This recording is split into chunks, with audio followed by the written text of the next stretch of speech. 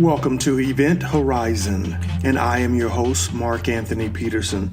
This is the show that takes you into a walk into the paranormal with a splash of conspiracy. In last episode 12, guys, I literally thought you would come lock me up because I told you everything was right that was wrong and everything was up was down. Yeah.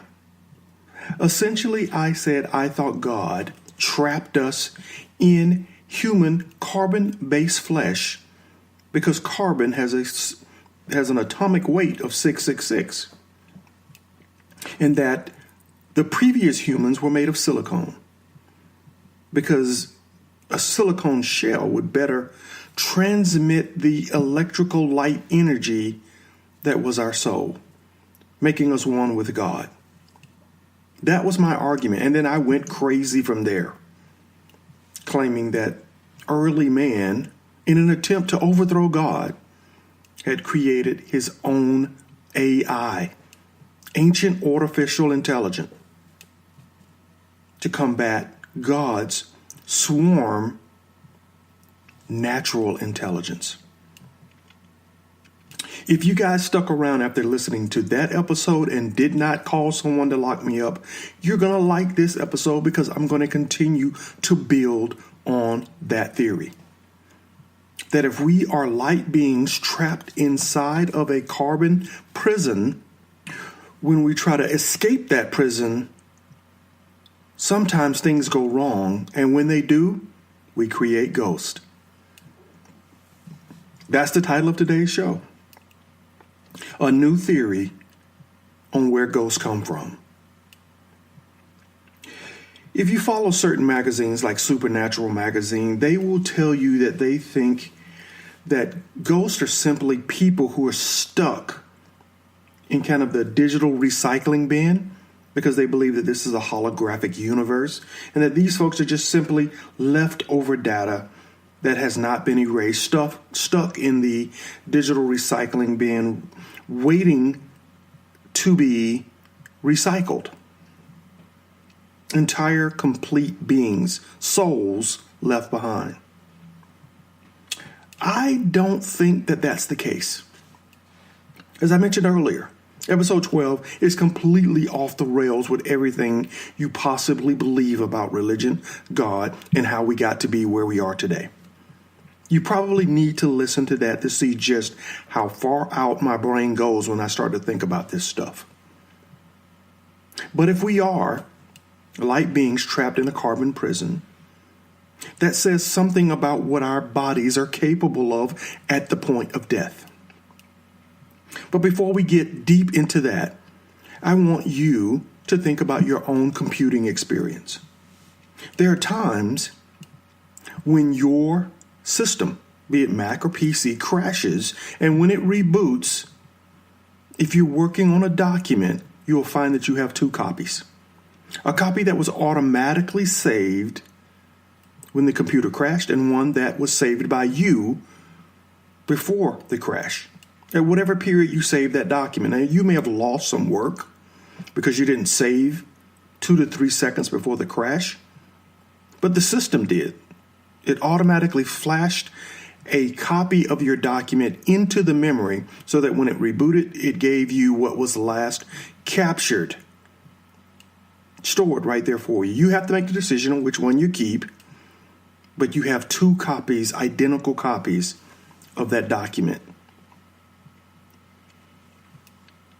Could our world work like that? Could a glitch in the system possibly produce not a real soul, but just a copy, a flash, a photograph of your soul that is stored at the moment where the crash occurred? That's what I'm going to argue in today's podcast. In my new theory of where ghosts come from, is that the ghost is just a photograph, a copy of your soul at the point of the crash.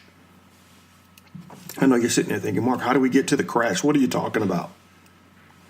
Well, here is my part of my theory. Part of my theory is that your body, your soul, your essence is a human hadron collider. Yeah. Now let's talk a little bit about that. The collider, as you know, smashes particles together. Positive and negative protons, positive protons, smashes those together in an attempt to try to produce new particles or even open up holes, portals to other dimensions. I think your body does that at the point of death. Think about it. At the moment of death, people have described seeing all their memories colliding in a millisecond. All the memories of your life. That's millions of points of data colliding at the point at which you think you're ready to pass over to the other side. Is that any different than the matter that's being collided at the Hadron Super Collider? My belief is that that collision, that moment where your body and soul are being separated, that collision of memories produces the opening that your soul will travel through along with those memories back to the source. Yeah. That's why people see the bright light, the flash of those memories, the collision of those memory particles, producing the opening for your soul to travel back to the source. You hear it all the time. My entire life flashed in front of me. Why do they say flash? Why do they see a flash? Why do they see the light? Because your body is a natural hadron collider and it's opening up a portal to the other world. I think Einstein would agree with me because no energy is ever lost. It's only transformed or transferred. So the energy of your soul, the energy of those memories are not lost to the universe, only transferred. And this is the process by which it does that. My theory, of course, we are many colliders. The Hadron Collider smashes these particles together at speeds close to the speed of light. They do that by using a super strong magnetic field to guide these particles through tubes that are super chilled at a level below the coldness that you will find in space. When these particles collide, particularly when you collide a proton and an electron, that's a positive and a negative particle, you produce a neutron.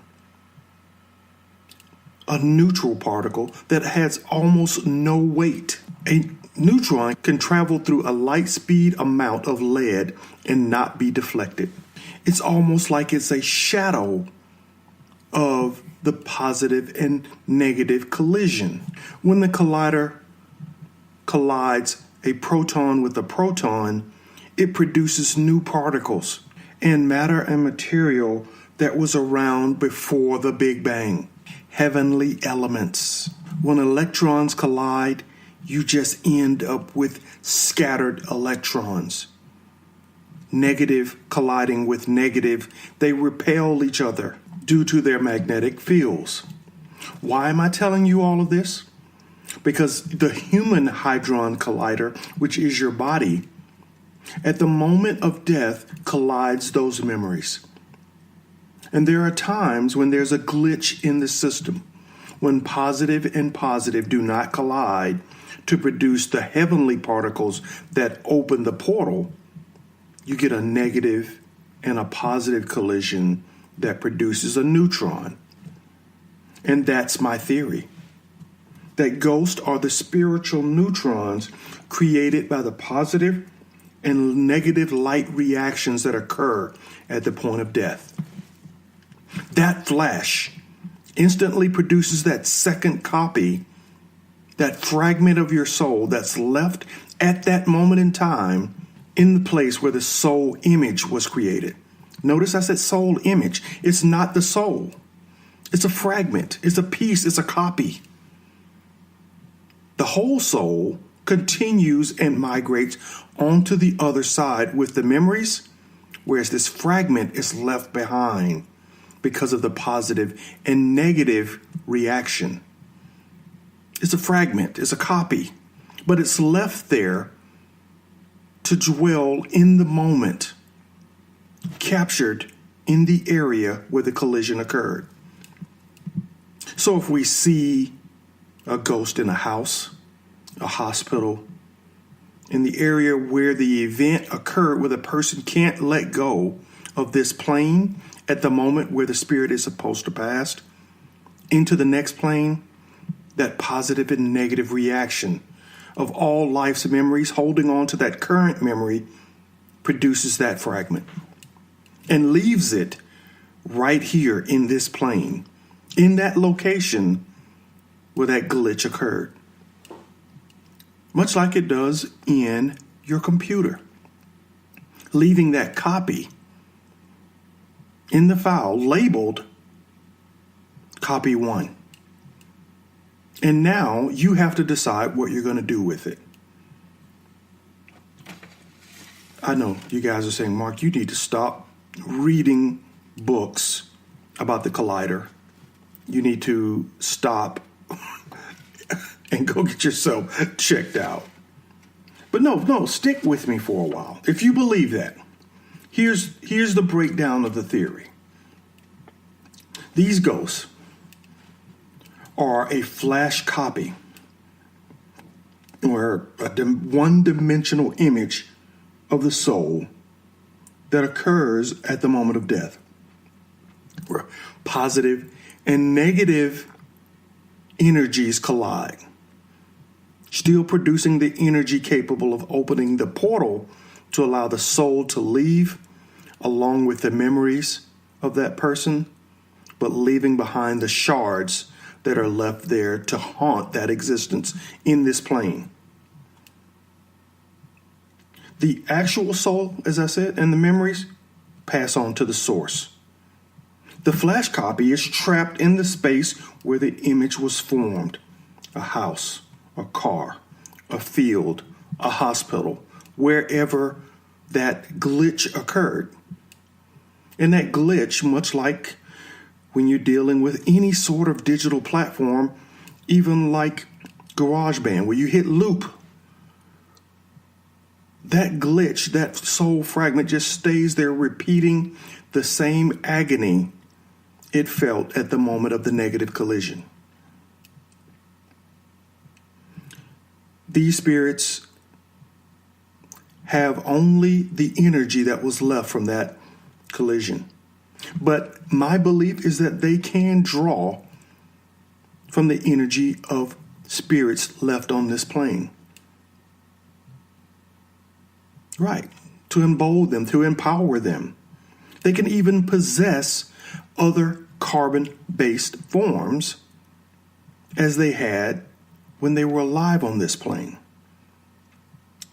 Kind of makes sense to me if you believe episode 12, that God made these carbon-based prisons to hold spirits and not release them until the point of death.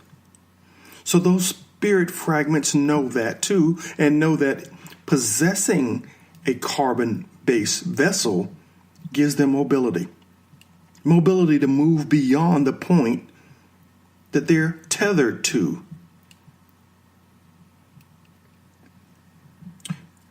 Lastly, as part of my theory, because these are electrical discharges,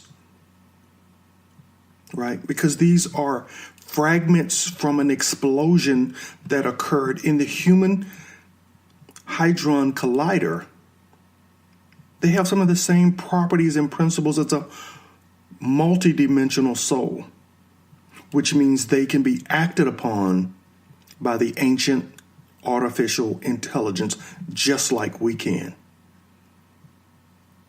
So if these soul fragments, these soul one-dimensional entities are tapped by the ancient AI, they can be influenced just like we can. That's important to note because we want to understand where demons come from. I think that's the source. These fragments have very few degrees of freedom when they're created. They're only given power by the carbon-based vessels that come in contact with them and the ancient AI, which can reprogram them. So with those two as options, they can create entities that take on an existence that promotes the bidding of the ancient AI. Is your head swirling yet? Mine is.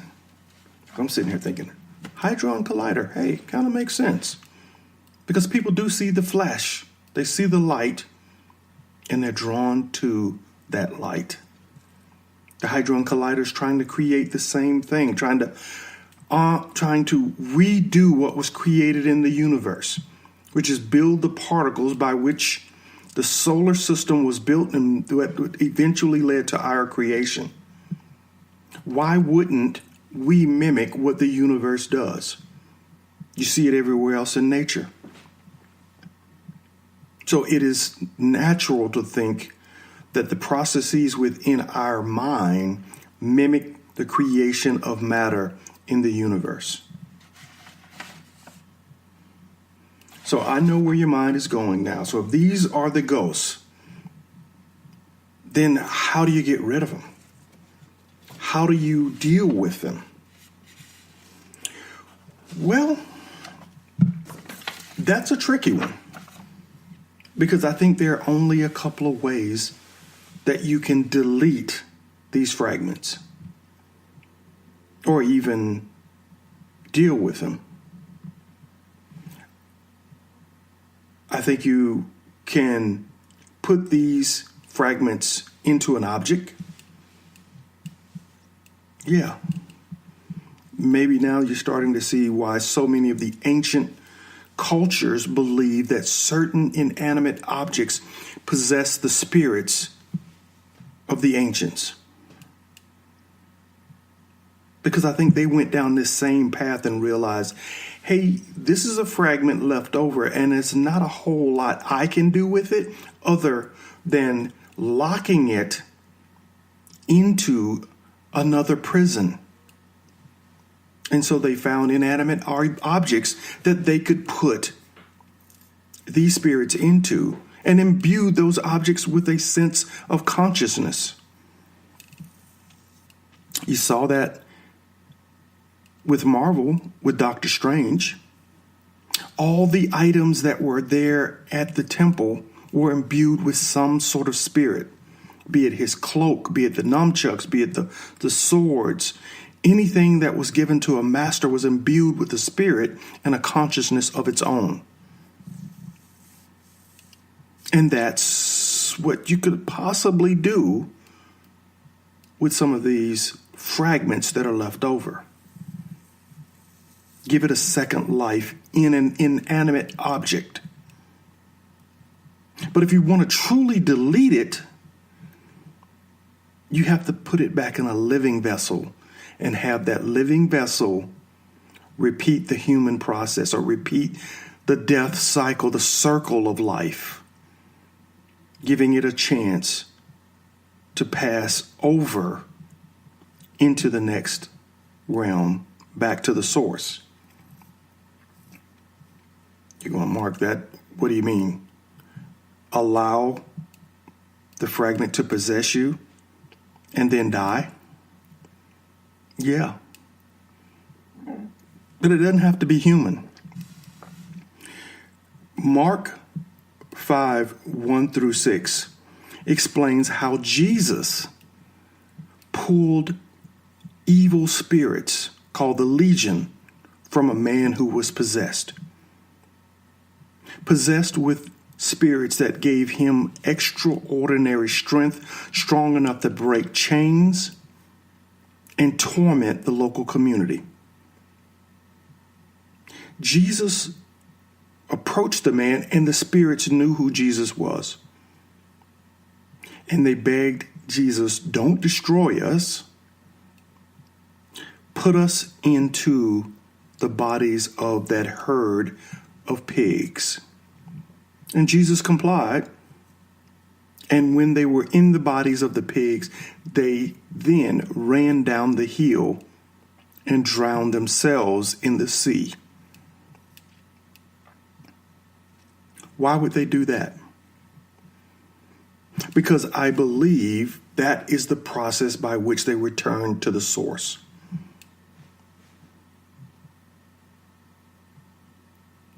It could have been put into an inanimate object, a rock, a tree, a stick, a sword, a knife, and left there like a genie forever. Or be put into an animal and allowed to return to the source if that animal were then sacrificed or killed.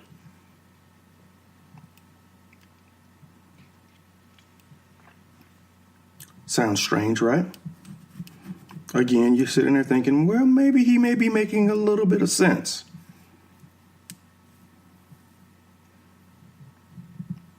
The Catholic Church performs exorcisms. They do it in the name of Jesus, and that's to pull the demons out of people. Now, when they pull them out, they never tell you where they send them. They got to go back somewhere.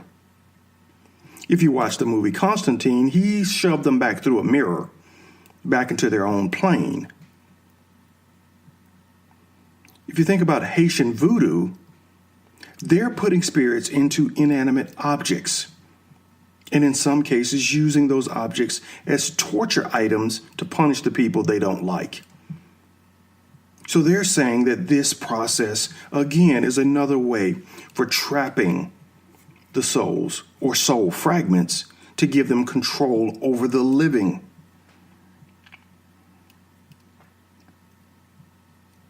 Some spiritualists believe that inanimate objects can't be haunted, but can retain negative energy. And so, if in your possession, it will pass negative energy on to you. Well, there's a thought to that. Negative energy, in my opinion, is no different than these negative shards, the fragments that are left behind from that collision. So I think we're saying the same thing. People saying, but this may go against everything I've been taught in church. Maybe not. Luke 19:37 through 40. When the Pharisees in the crowd said unto Jesus, the teacher, Teacher, rebuke your disciples. Jesus answered, I tell you, if they were silent, the very stones would cry out. How do stones cry out if not imbued with the spirit, the energy of the universe? And Jesus was capable of empowering inanimate objects to have that. In the lost books of the Bible and in the Quran, it is said that Jesus took clay and made birds and breathed life into them, turning them into real birds. Jesus also did that for Lazarus. So if Lazarus died a second time, did he die without a soul? No, he had a soul because Jesus called his soul back into his body in much the same process as he forced the evil spirits into the pigs. And that's what can happen with these fragments that are left behind. The Japanese samurai carried a sword that they believed possessed their warrior spirit. And the makers of those swords believed they spoke those spirits into the blade when they were forged. So many cultures believe that these processes of attaching spirits to inanimate objects or having soul fragments left behind after negative experiences are littered across the globe and across all cultures. I'm just saying I think it operates like the Hadron Collider. And when it goes right, you got nothing left behind. When it goes wrong, you got pieces left behind that have to be dealt with because they can be attached to a house, attached to a car, attached to whatever, and left there for an eternity, or they can be programmed and charged with a new mission, or take on a new mission should they decide to possess someone. Still not buying it?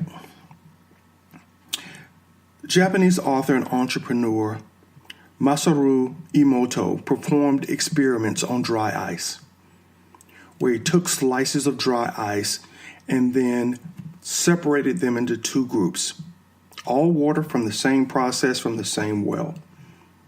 Half of the ice he spoke positive messages to and taped positive messages to the containers that they were stored in. The other half was chanted negative messages and would put words of curse on the containers that they were stored in. Later, he examined the water after it was flash frozen under a microscope. Those that were fed positive messages and labeled positively produced almost angelic crystal formations in the water, whereas the water that was bombarded with negative thoughts, comments, and labels looked like gunshots had been fired into the water. That experiment proves that our essence has an effect on everything around us, and that we can leave negative or positive shards of who we are in the elements around us, in the plants, in the trees, in the desk, in the house, every day by the emotional state that we bring into those places. And that's a passive experience. At the moment of death, it's supercharged. It's given the energy of the universe, the flash of the universe, when that soul is ready to leave the body. Is exactly what I think happened when Jesus was resurrected. That flash, his brilliance, left behind the Shroud of Turin and left us an actual photograph of his soul. I know. This is crazy. But maybe it isn't. You know what the oldest religion is on the planet? Animism. Yeah. It's the religious belief that objects, places, and creatures all possess a distinct spiritual essence. Yeah, look it up. It perceives all things, animals, plants, rocks, rivers, weather systems, stuff you make with your own hands, as being animated and alive. You could ask my mom. She had a relationship with her car, and she swore the car never let her down when she needed it the most. Even when she knew there was very little to no gas, it was able to take her 50 miles back where she needed to be. She swore that car had a spirit. Animism predates any form of organized religion and is said to contain the oldest spiritual and supernatural perspectives in the world, and is still practiced by many of the Native Americans on this continent and in Africa. Guys, if you like what you hear, please subscribe. But please don't send it to my priest. He finds out I'm talking about stuff like this, he will talk about me in mass and probably throw a shoe at me. I'll catch it and throw it back, though, because I'm serious about this stuff.